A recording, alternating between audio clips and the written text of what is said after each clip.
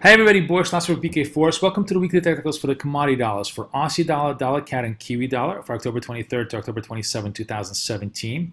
And the story in the COM dollar land was a lot more exciting this week. We had much more movement, very idiosyncratic, lots of individual stories, especially, of course, on the Kiwi side.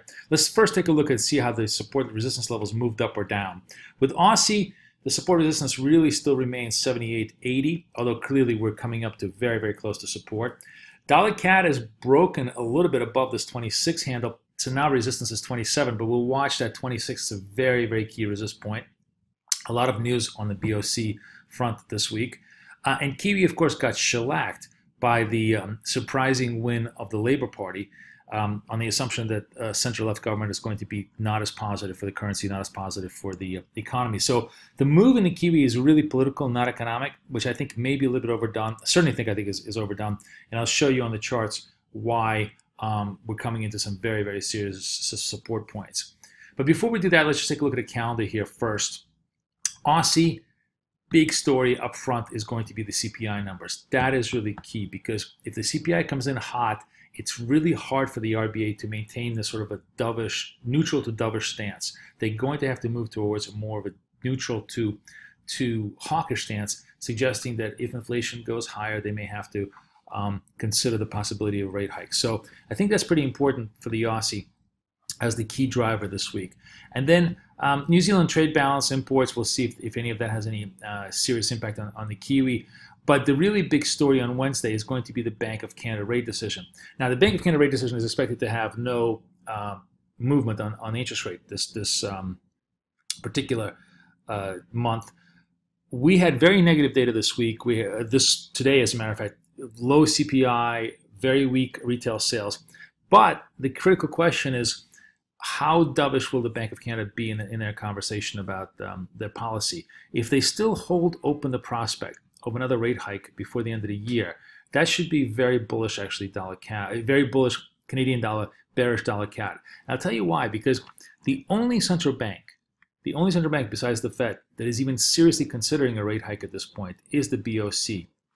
And that's one of the reasons why the Canadian dollar has been remarkably strong against the dollar over the last week or so. That, and of course, the help of oil at staying above the $50 barrel. So we can see here, oil really holding bid, although, just really finding 52 as a big, big resist point. But regardless, those two key points are going to be very important. Just how non-dovish will the Bank of Canada be could have a big impact on where dollar CAD trades. If they sort of go with the party line and say, yeah, we're done, we don't see any need for further tightening in the near future, that could really uncap dollar CAD all the way up to 128, because that would really destroy any notion of Bank of Canada matching the Fed before the end of the year, rate hike for rate hike. So that's essentially the COM dollar story. Now let's take a look at the charts here and see how everything trades. And we can start actually with dollar CAD, because that certainly was the big mover, especially today. Look at this big move. We took out we went really from the low 25s through the 26s. A full figure move today, nice big move. And you can see that it's obviously coming up against some very key resist points here with the overlay here, the 126. This 126 is a very, very big resistance points. It's a big comeback. It's almost a six-figure comeback off the strong bottom here. And the 124 certainly remains very key support for dollar CAD. The big issue here, of course, as I said, is this area over here. This is the highs over here. Let me just, oops, I want to,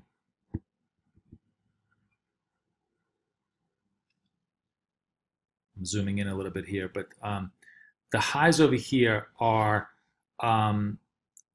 still below the 27 level. And that's really the big takeout. If we can take out 27, it really puts us well on the path towards the 28 that we saw before here. But while dollar Canada certainly gave a very strong buy impulse, in fact, I would say the two strongest buy impulses this week have been by dollar Canada and by dollar yen. Those are the two strongest. You can see two of the strongest buy impulses. They're both, though, coming up against this very, very critical resist points. And how they trade around this level is going to be very determinative as to how much power there is in this move.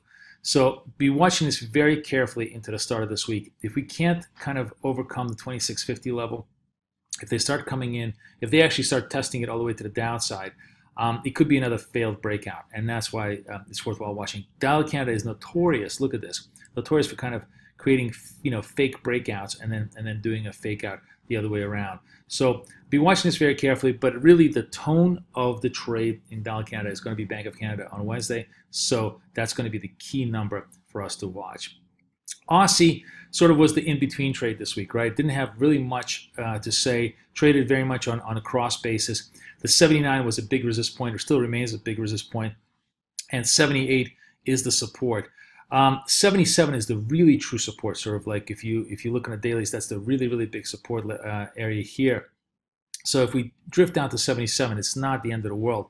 The much more critical point is going to be the 77. And that's going to be determinative also, I think, in some ways, by what the CPI data shows. If we're not, if we're relatively hot, it's hard to imagine that we're going to break the 77 to the downside unless we have uber strong dollar moves. The other drive, of course, in Aussie dollar right now is the whole unwind of the carry.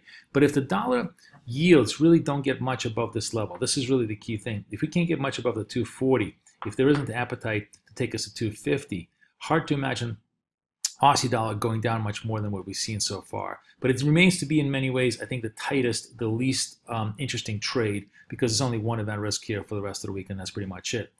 Now, finally, the Kiwi is much more interesting because, certainly these are the sort of the overlays that we talked about last week, the big bearish overlays that finally bore down on the Kiwi. And of course, the negative news on the political front really took us out through this 170 level. But, and this is key, when we look at a longer term chart, this 68, 69 zone is very supportive. In fact, you could even say that it's supportive over here as well. It's not just all the way down to 68. It really starts out at this level over here, the first level of support, which is 69, and then the second level, which is the 68, 69 zone. So to me, the drive lower in the Kiwi, which has been driven purely by political reasons, may be getting overdone. I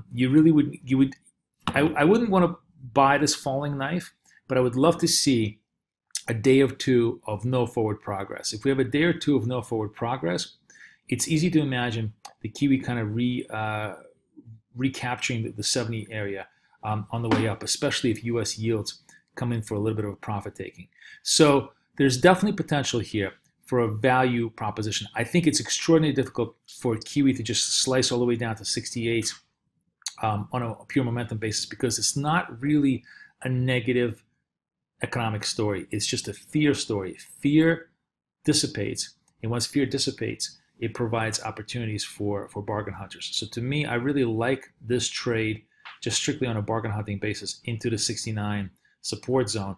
Clearly, there's a couple of ways you can do it. You can watch to see if there's stabilization and then maybe tip your toe in the water, or you could just scale down. You could just initiate a position thinking, maybe it bounces back up and you just don't get a chance to buy it. So you can initiate a small scale down position and just kind of average into a position with a very hard stop below 68. So you do have to give yourself quite a lot of room here on the Kiwi, but overall, this could be a 2-3 week trade that could work the other way based upon panic selling, which is really what you saw here in the Kiwi land.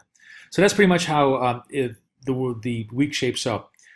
The big economic driver will be CAD, and be watching that 126 level very carefully. Aussie stands by the side, but could be a play depending on what the CPI numbers are. And we'll be watching for consolidation and a chance of any kind of a bottoming out in the Kiwi, which would provide us perhaps for a good counter trend trade as the week proceeds. Wish you guys the best luck, the best trading. Boris Schlossberg, over and out.